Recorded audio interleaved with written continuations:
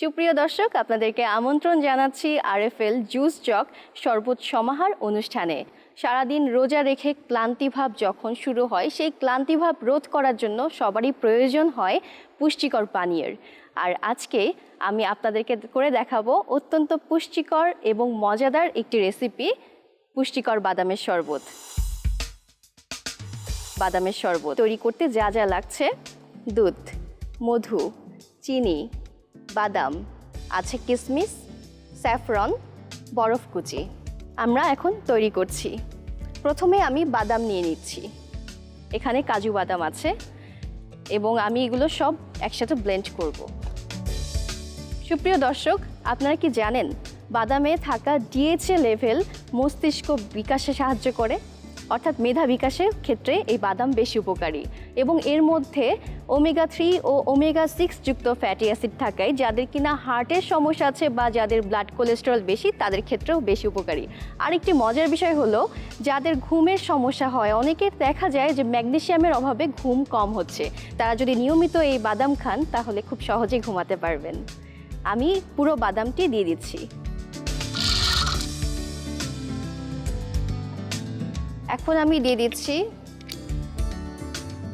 1 table চামচ মতো কিশমিশ।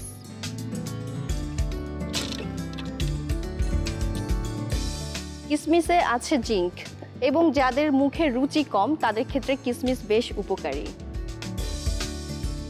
আমি এখানে একটু সুগার ব্যবহার করব। 1 টেবিল চামচ মতো সুগার দিব।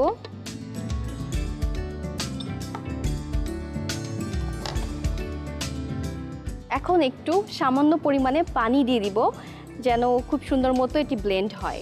সুপ্রিয় দর্শক, এটি হলো আরএফএল জুস জগ।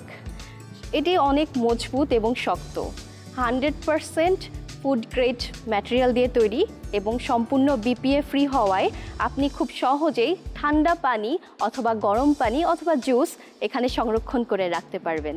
এখন অল্প পরিমাণে পানি দিয়ে দিচ্ছি।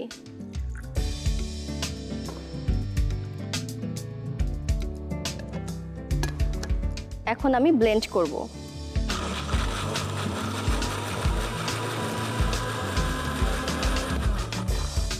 এখন আমি এতে একটু দুধ দিয়ে দিচ্ছি। সম্পূর্ণ দুধ আমি দিচ্ছি না। এখন আমি সামান্য পরিমাণে একটু স্যাফরন দিব। এখন স্যাফরনের উপকারিতা অনেক বেশি এবং এটি অনেক এক্সপেন্সিভ একটি মশলা। তো স্যাফরনে আছে পর্যাপ্ত পরিমাণ পুষ্টি উপাদান এবং যাদের কিনা একটু এনার্জি কম, তারা যদি নিয়মিত দুধের সাথে একটু পরিমাণে স্যাফরন খান তাহলে তাদের ঘুমটাও খুব ভালো আসবে এবং এনার্জি বৃদ্ধি পাবে। আমি একটু দিয়ে দিচ্ছি ফ্লেভারের জন্য।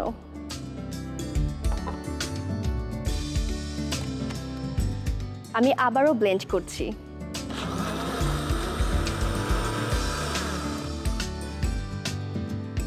এখন আমি একটি গ্লাস নিয়ে নিচ্ছি এবং এই গ্লাসে পরিবেশন করব।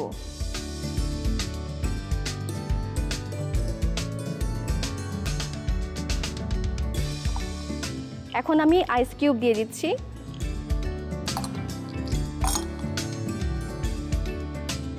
এখন আমি শরবতটি ঢেলে দিচ্ছি।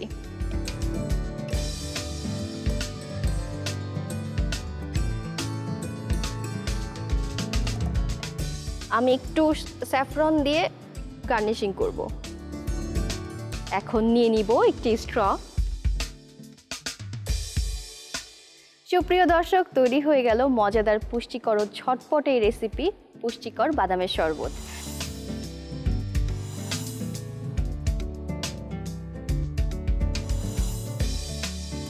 সুপ্রিয় দর্শক, আপনারা এতক্ষণ দেখছিলেন আরএফএল জুস জগ শরবত সমাহার অনুষ্ঠান। আমি পুষ্টিবিদ রুবাইয়া রীতি আজকের মতো এখানেই বিদায় নিচ্ছি। আগামীকাল নতুন রেসিপি নিয়ে একই সময়ে আপনাদের সামনে আবারও হাজির হব। ততক্ষণ পর্যন্ত সবাই ভালো থাকুন, সুস্থ থাকুন এবং দীপ্ত টিভির সাথে থাকুন। আল্লাহ হাফেজ।